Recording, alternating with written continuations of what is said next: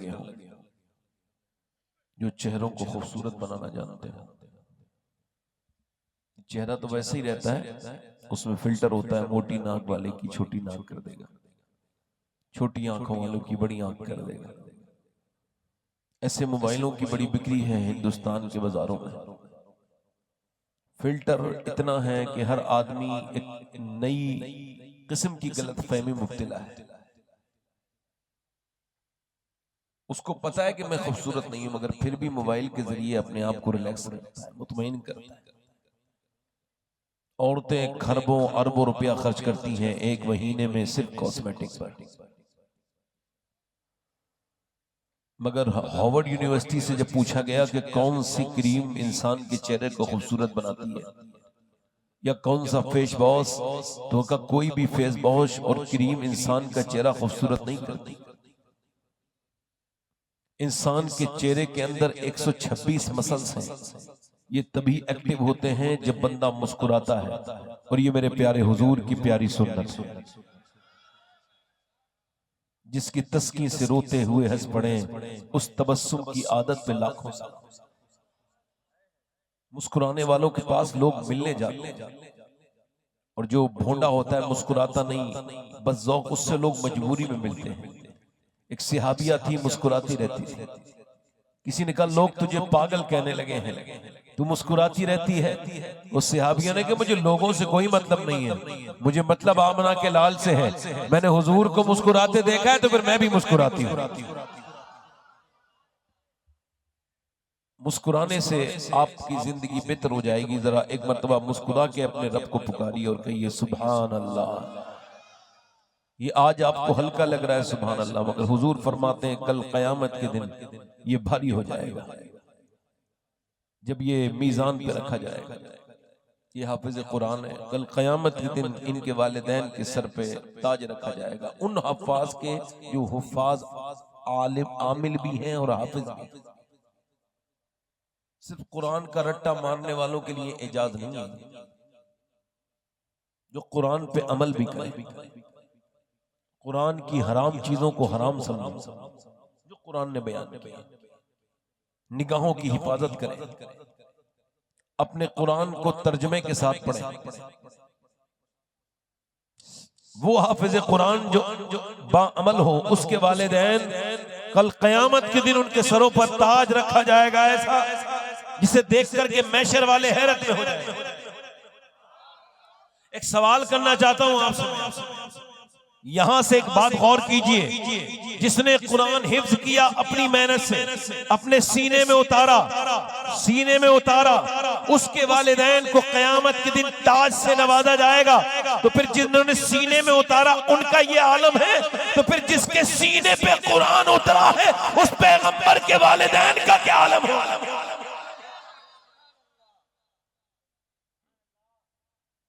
उस मेरे रसूल के सैयदना अब्दुल्ला के सर पे कौन सा ताज रखा जाएगा जिस पे कुरान उतरा है? माशाल्लाह बड़े अच्छे लोग हैं आप। जरा एक मर्तबा नींद आपकी चली जाएगी, भाग जाएगी, दोनों हाथ उठा के बोलो लब्बैक या रसूल अल्लाह। नौजवान में कभी अभी आ रहा था तो मैंने देखा कि रास्तों में नौजवान लड़के और लड़कियां खड़ी हैं, और बेपर्दगी का वो माहौल है कि शरीयत की धज्जियां उड़ रही हैं। जलसों में आकर के ये बदतमीजियां करने वाले बदनसीब ही होंगे, नसीब वाले नहीं बन सकते। हुजूर के जलसों को बदनाम करना तो छोड़ दो कम से कम। ये बाजारों में आकर के औरतें जो बेपर्दा आती हैं, ये जो लड़कियां माज़अल्लाह सरों पे दुपट्टा रखना उनको मुश्किल होता है। चंद पैसे आ गए, बुर्का उतार के फेंक दिया। ये मुसलमानों के हाल है। अब तकरीर करने को मेरे भाई दिल नहीं करता है, नहीं, तकरीर का वक्त खत्म हो चुका। अब अगर हो सके तो अमल कर लो, क्योंकि फिलिस्तीन के लोगों ने ये मैसेज भेजा है कि अब कोई हमारे लिए दुआ ना करे। गाजा खत्म हो चुका है, वहां अब एक भी इंसान जिंदा नहीं।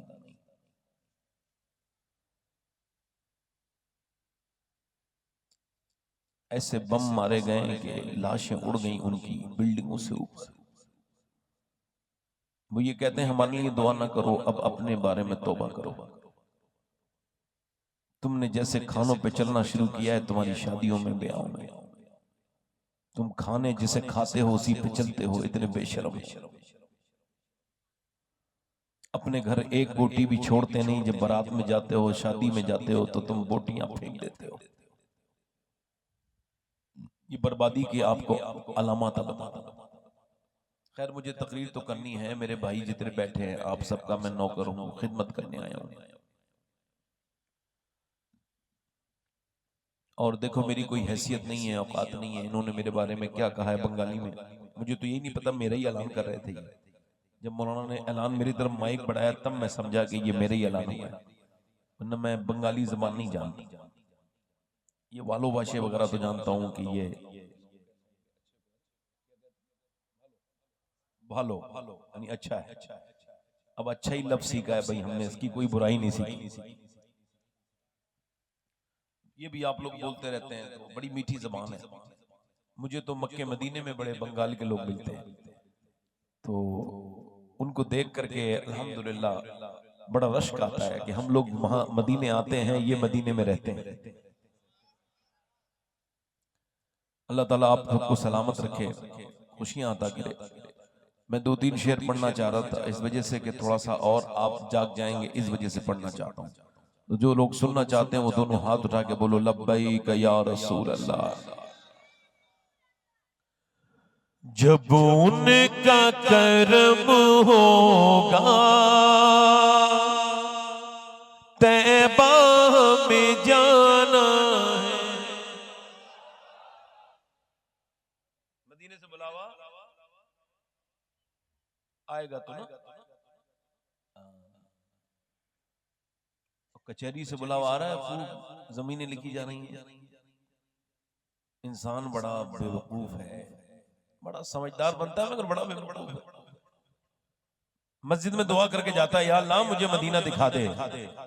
हाँ, फिर 10 लाख रुपए बैंक में जमा करके आके फिर वही दुआ। बोले वही हज करने क्यों नहीं जा रहे, हज फर्ज है। बोले पहले और काम निबट जाए। कुछ लोग बच्चों की शादियां करके जाना चाहते हैं, है ना। मतलब उनका अकीदा यह है कि बच्चों की शादी नहीं होगी, हज कर लिया। इतनी बुरी चीज है ये हज, माज़अल्लाह है। क्या समझ रहे हो उस मतलब, इस मतलब निकल रहा, समझ में आ रहा है आपके? नहीं। हुजूर ने फरमाया हज करो और मालदार हो जाओ। इसका मतलब ये जो हज कर लेते हैं उनके बच्चों कुआरे मर जाते हैं, उनकी शादी नहीं होती। बुढ़ापे में जाते हो हज को, जब किसी लायक नहीं रहते। अब बीच में से जो है ना वो फंकी मारते हो, बीच में से झूठ बोलते हैं लोग। मदीने से बुलावा नहीं आ रहा है, क्या टेलीफोन आएगा तेरे पास कि भाई आ जाओ, तुम्हारे बगैर काबा सूना सूना है, आ जाओ भाई, सफा मरवा पे दिन नहीं लग रहा आपके बगैर, आ जाओ। भाई तुम्हें फोन करेगा, सऊदी एम्बेसी से फोन आएगा, कौन हो आप? मदीने का बुलावा, ये जो अल्लाह ने तुझको पैसे दिए ना मदीने जाने के लिए तो दिए हैं, तू समझे तो। देखो पैसों का दो काम है, तो एक तो जो अपने घर में बच्चे बच्चे होते हैं वो तो सब काम सभी करते हैं।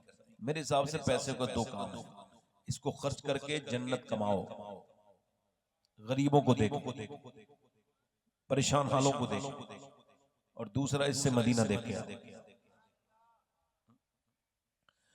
जब उनका करम होगा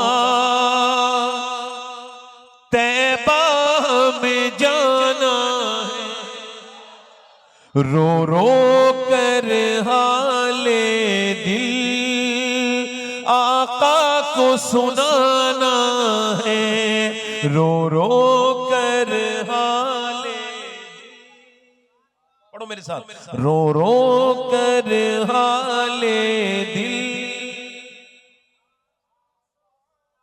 इसलिए कमाते हैं, इसलिए कमाना है, इसलिए कमाते हैं इसलिए कमाना है, अब सारी उम्र तैबा आना और जाना,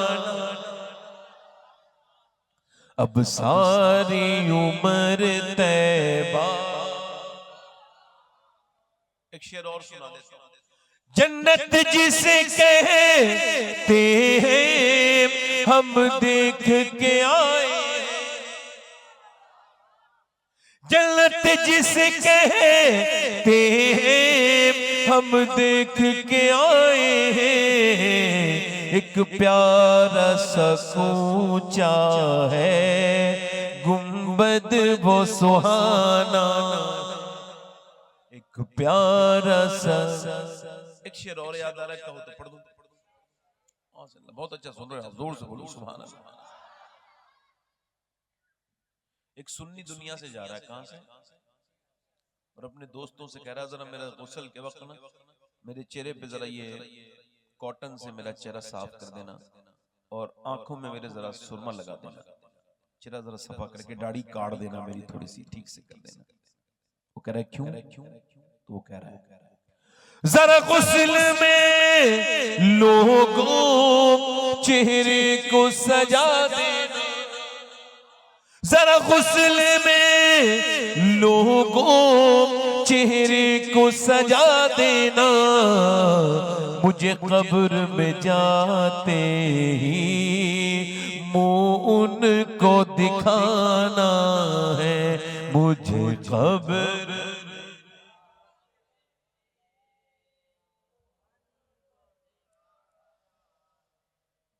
अल्लाह के रसूल फरमाते हैं हर नमाज को आखिरी समझ के पढ़ो। इसका मतलब क्या है? अगर किसी नमाज पढ़ने वाले से कह दिया जाए कि बस ये आखिरी नमाज है, इसके बाद तुम्हें सजदा करने की तौफीक, तो कैसा सजदा करेगा वो? रोएगा ना, तौबा करेगा ना। हुजूर फरमाते हैं हर नमाज को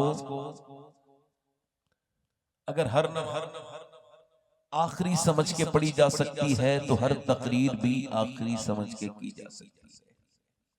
और अगर करने वाला ये समझ सकता है, ये फील कर सकता है कि उसकी जिंदगी की ये आखिरी तकरीर हो रही है, तो फिर सुनने वालों में भी कुछ लोग ऐसे होंगे जो अपनी जिंदगी की आखिरी तकरीर सुन रहे होंगे। और कोई साहब जाना चाहते हैं जल्दी से चले जाएं,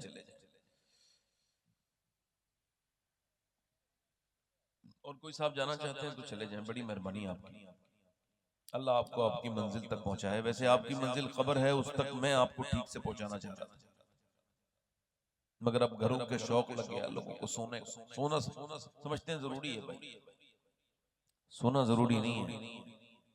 फिर सोना जरूरी नहीं है, अल्लाह को राजी करना जरूरी है। क्योंकि जो लोग सो रहे हैं उनका ये उसूल है, जो जाग रहे हैं उन्हें जान से प्यारा जिक्र रसूल है। लोग सो रहे हैं अपने चैन के लिए, आप लोग जाग रहे हैं जिक्र हुसैन के लिए। बैठे आराम से बात कर। हो सकता है कि यहाँ पर कोई बंदा ऐसा बैठा हो जो जिंदगी की अपनी आखिरी तकरीर सुन रहा हो। इसके बाद मेरी बहनों में कोई बहन बैठी हो, मेरा भाई कोई ऐसा बैठा हो जो इस तकरीर के बाद फिर तकरीर, इस नसीहत के बाद फिर उसको नसीहत सुनने। तो मेरे भाइयों, जब कोई ऐसे सुनता है तो फिर अपने कासे खोल के बैठा करो, ये कह के बैठा करो।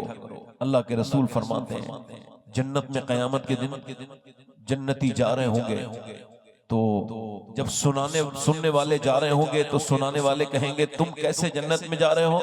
तो वो सुनने वाले कहेंगे अरे तुम्हारी बातों पे अमल करके ही तो जा रहे हैं। तो कहेंगे हाय अफसोस, हमने कहा मगर अमल नहीं।